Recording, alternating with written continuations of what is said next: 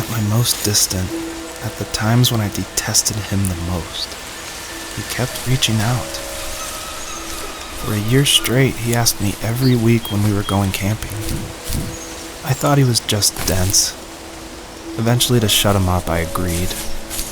We carried out the worn lawn chairs from the garage and set up a cinder block campfire at the site we'd always used behind the house.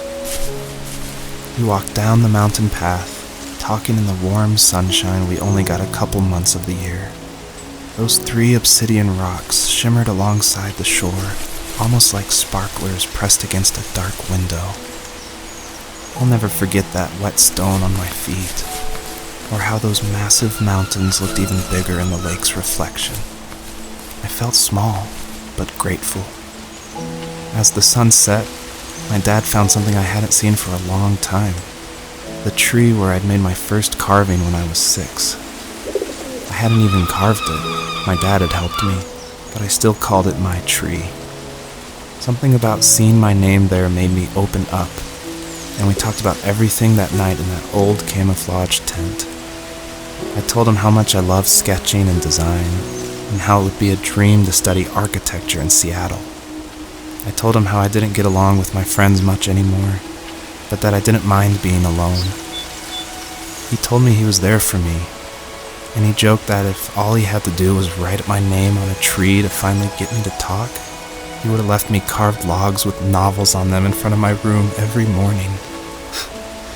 I don't know why it took me that long to realize it, but it was then I knew how much he had sacrificed for me.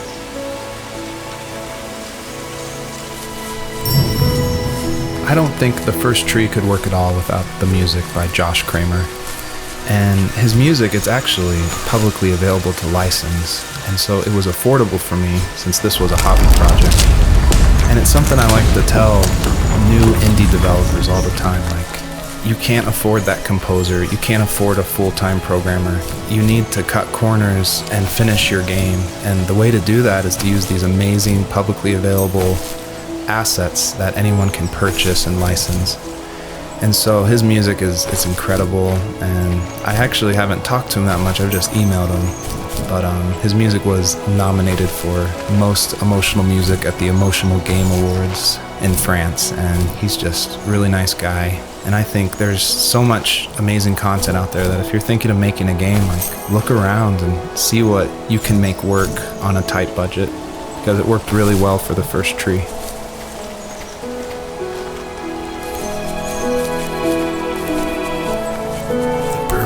Stood nearby, unfazed, like nothing was wrong.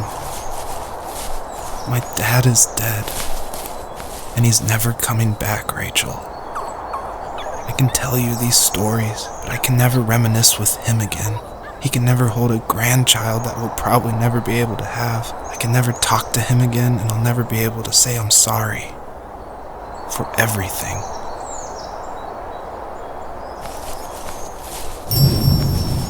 It was really important to me that the wolf in this story that takes the fox's cubs, that it wasn't explained at all. Like, it's just this entity that's in the background. And of course, it's supposed to represent something bigger than a wolf or even the fox. It's supposed to represent, like, the specter of death. And it comes when you least expect it. There's no justification. He's just there, always watching.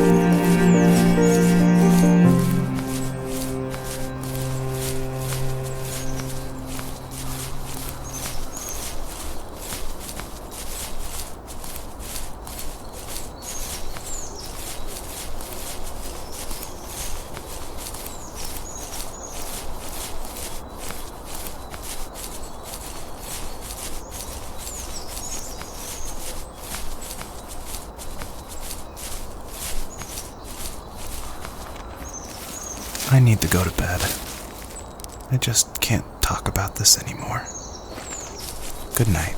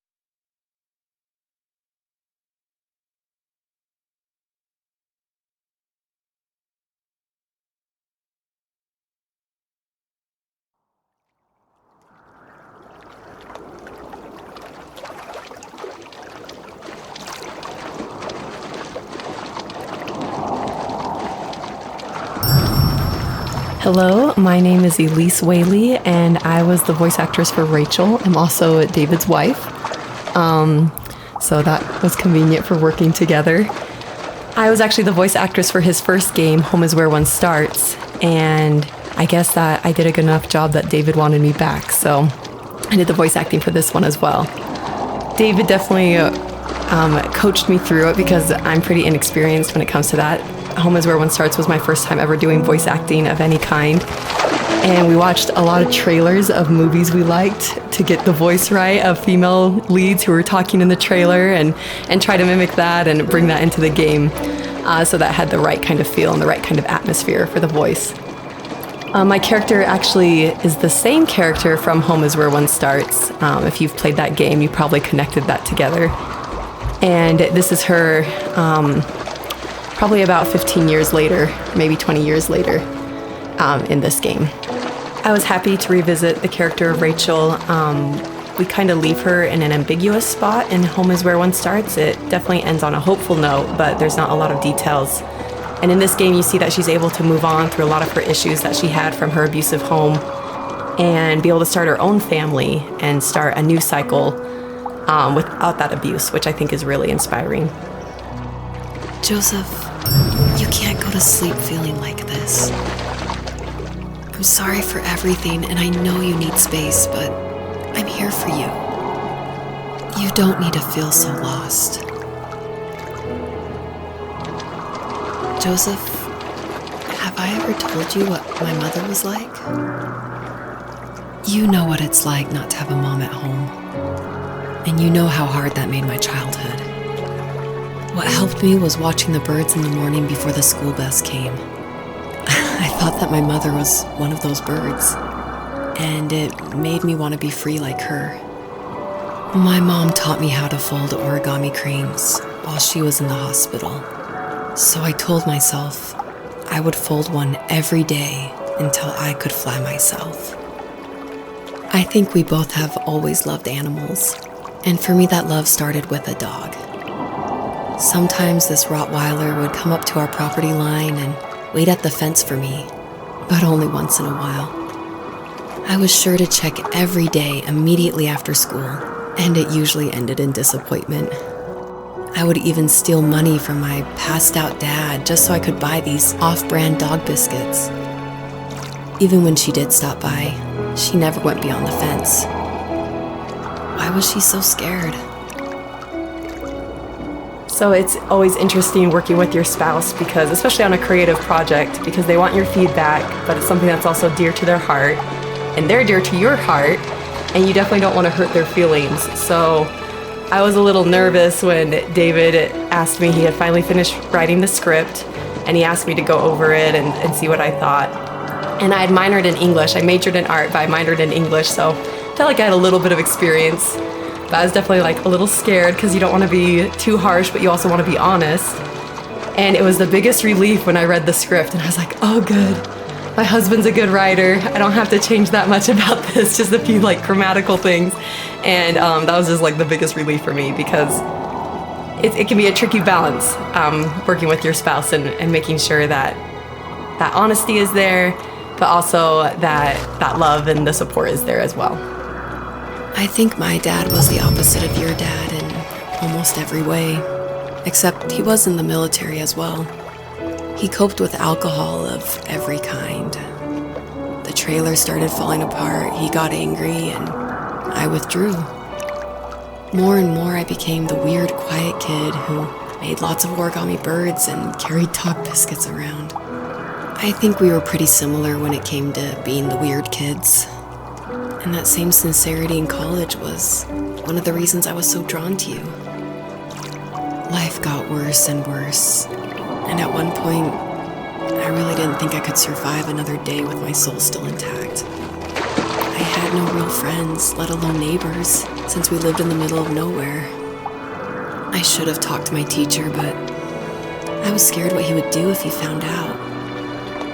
As I waited for the school bus one morning, I walked around until I found something in an abandoned shed. Something I can't put into words. So we're talking about Home is Where One Starts a lot, so if you haven't played that game, maybe this doesn't make as much sense, or maybe this is a little plug that you should go play it.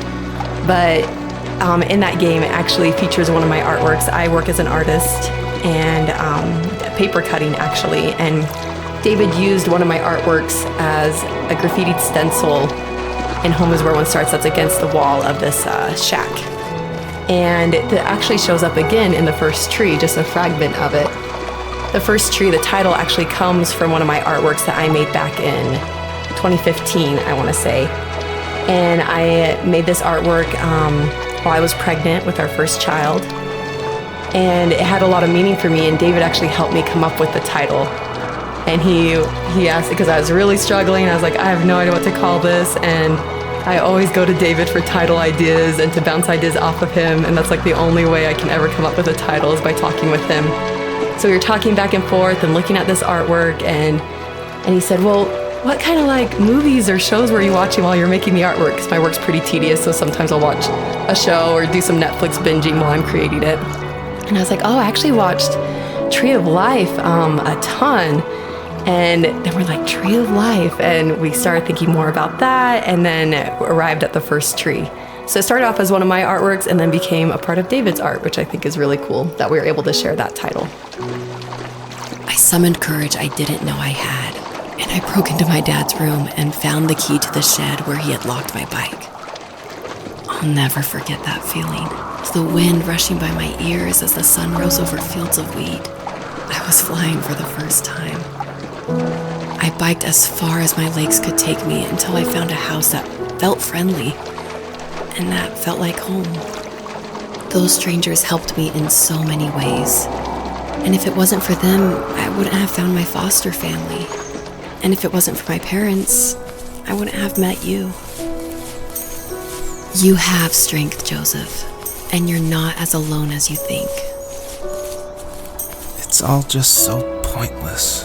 Just waiting for life to happen. It's like having the home I always wanted is cursed out of my reach. The thought of being a parent myself. How could I do that when I couldn't even be a good son? I'm sorry. I know what you're saying. I just don't know how things will work out. These quiet hours will turn into years. We'll wonder which roads passed us by. Then we'll forge a new road together. Besides, I discovered for myself that one fateful morning where any hopeful road leads to. There may be thorns and mist, but it always leads to the same thing. And what's that? Family. I'm so glad that you're part of my family, Rachel. And I'm glad you're part of mine. A question I get a lot is, why a fox? and it ties into just how important family is for me. And Fox is actually a family name from my wife's side, from Elise. And she always heard about the legacy of the Fox family. And because of that, growing up, it was her favorite animal. She even made these 2 wooden foxes for our wedding cake toppers. So I thought it would be cool to have that animal in the game while these 2 people are having this conversation in the middle of the night.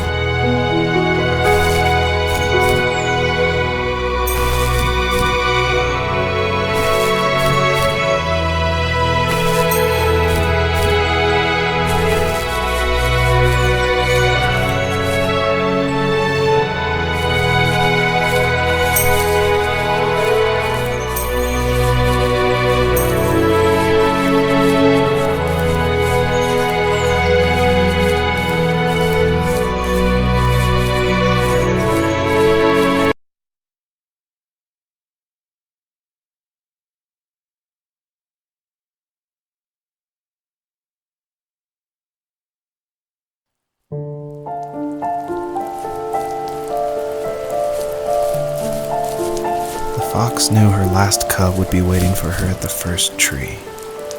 She was almost there. The rain cascaded onto the Jade Valley where the entrance to the tree was. Life was protected there, because that's where life began. It was now only a mother and a daughter left. Items from my life still dotted the ground as she moved closer to her destination and destiny.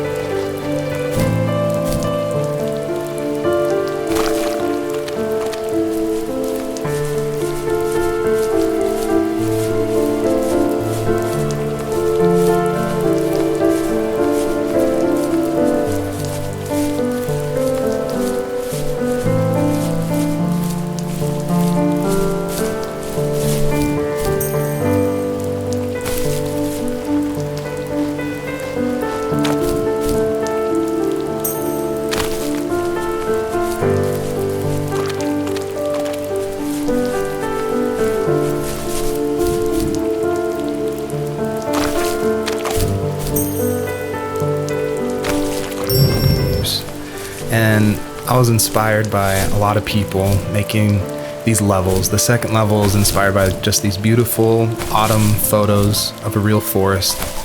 And this level, the Jade Valley, is inspired by the artwork of Heather Penn, who did the Overland games.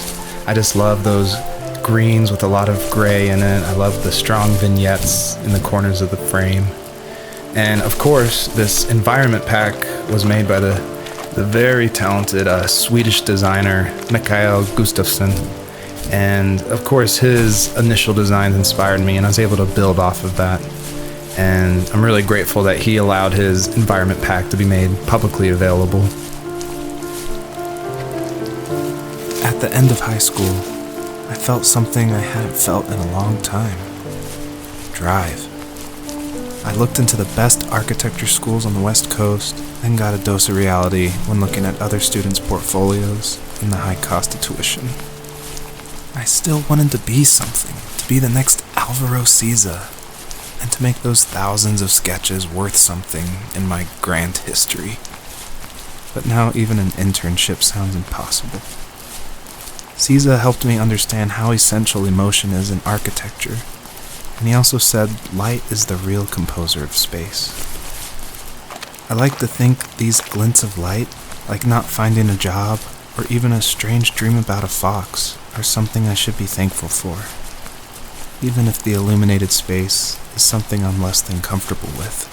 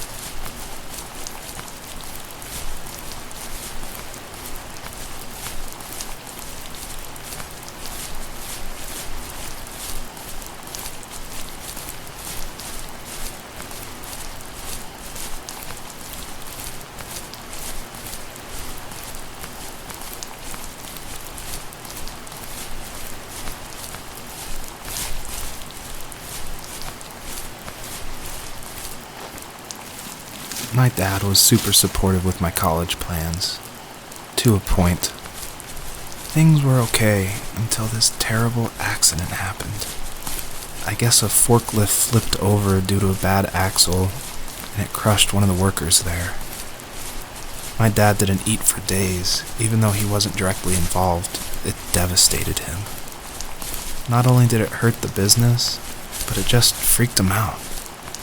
He would talk in his sleep, muttering things about firing people and saying sorry. One fateful day he approached me, said that since my school search wasn't going well, I should finally be a man and take over the family business. He said one day he was going to die, and that all of his work, sacrifice, and even that man's life would be wasted in vain. I just lost it. Teenage me just exploded at the thought. I screwed up. I said things I shouldn't have. He was having a crisis, and I pretty much spit in his face.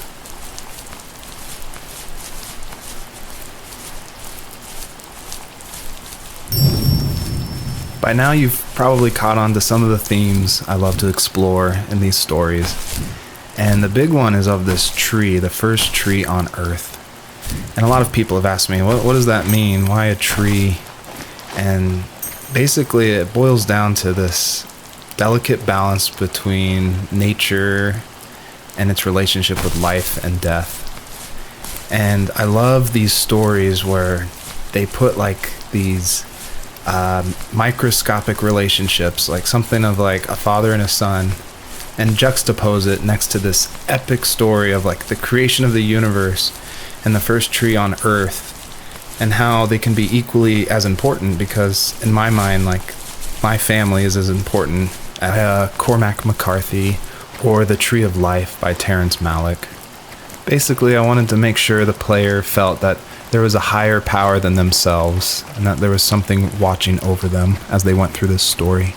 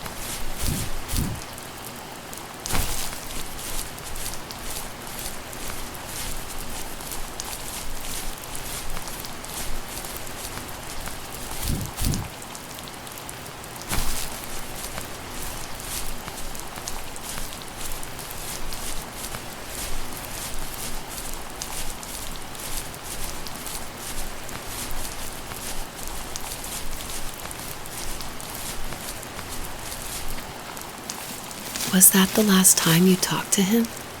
No, I called on holidays, and he would call on my birthday. I guess we acted like nothing ever happened, which was stupid. Didn't want to ask about his lumberyard, and I'm sure he didn't want to ask about my job search. I never went back and visited. I think the last conversation we had was about what movies we had seen and what exactly a best boy is in the credits. I thought he would be here so much longer.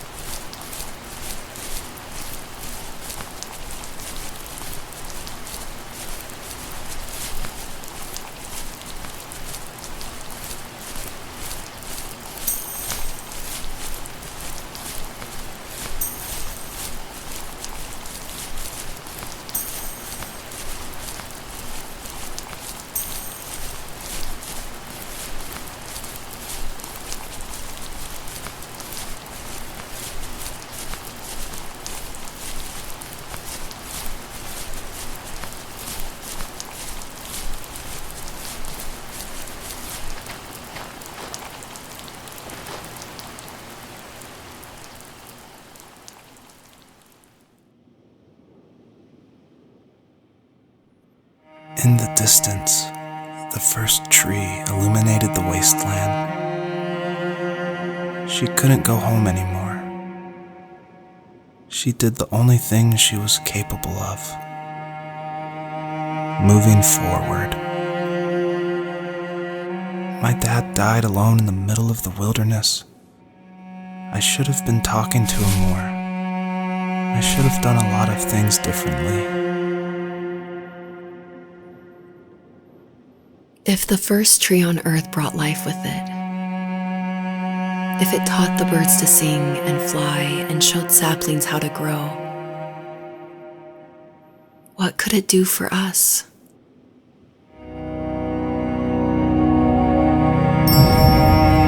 Obviously, there's a really emotional part, but I'm going to talk through it anyway. A lot of people correctly identify that Journey was like a huge inspiration for the first tree.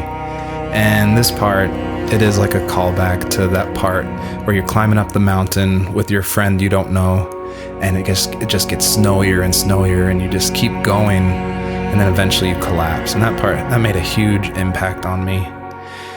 And I don't even own a PlayStation 3 or 4. I rented a PlayStation from like a rent-a-center right after completing Home is Where One Starts, just because I'd heard so much about it. And everyone was right, it was a very impactful game, and it definitely inspired the first tree.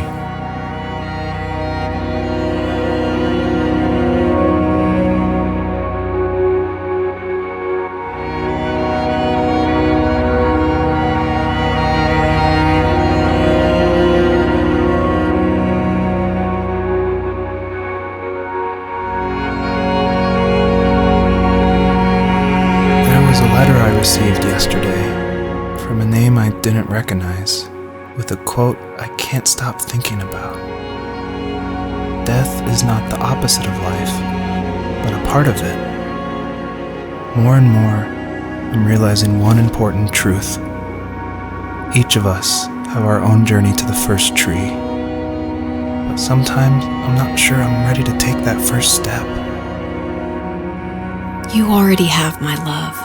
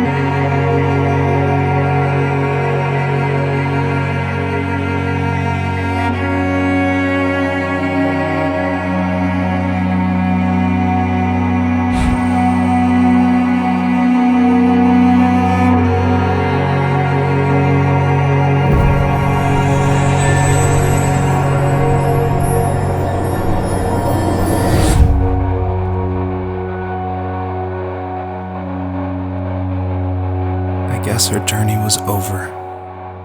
But I have no idea.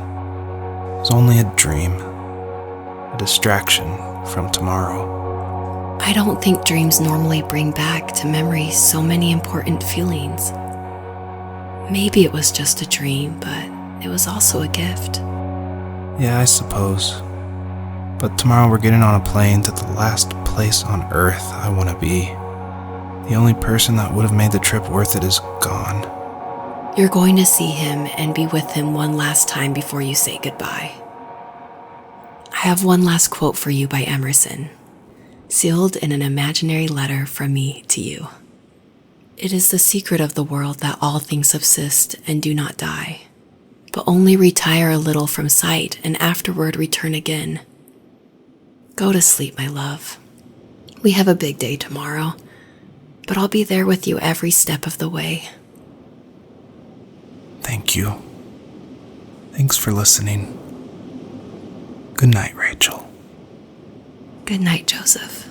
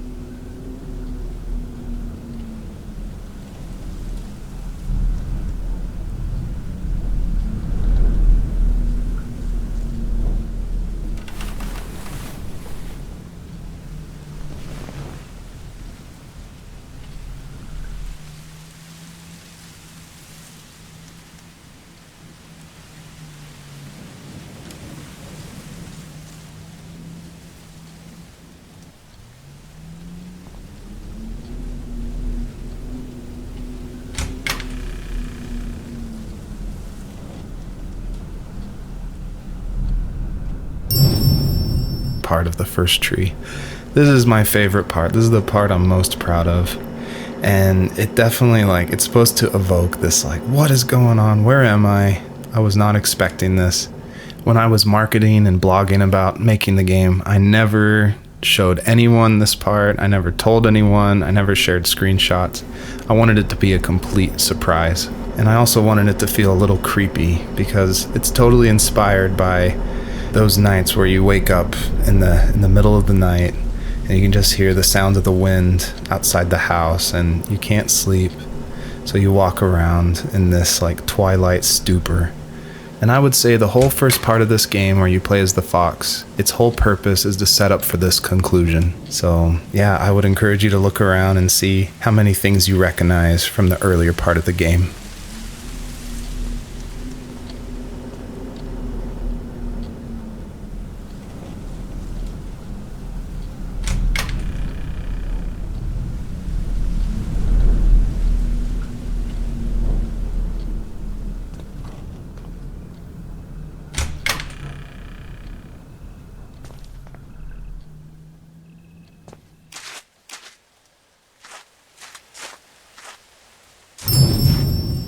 I tried hard to foreshadow this epilogue just because I wanted it to be a surprise, but I didn't want it to feel too out of place that it would be humorous. And so Joseph, earlier in the game, he would say things like, I felt like I was right behind the fox the whole time. In my mind, the camera perspective acts as a metaphor for who the player is, what they're seeing, if the camera represents Joseph, or just like that video game trope of having the camera follow you. I guess the big question I wanted the player to ask themselves, is this a dream as well? And if so, does that even matter?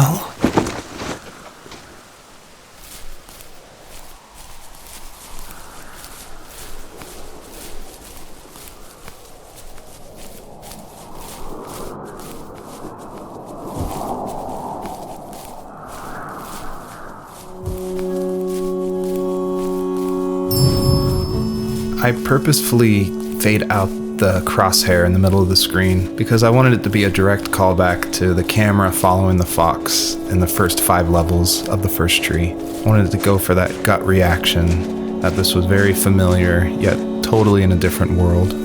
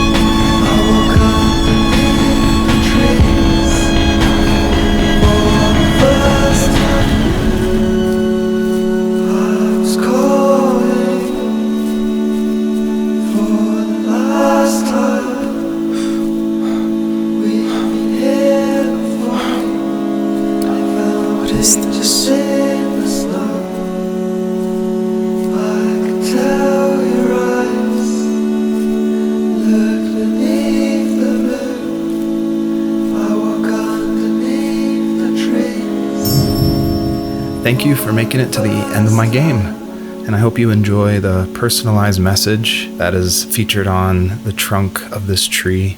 It's a message submitted by another player that's retrieved from a database, and it's retrieved at random.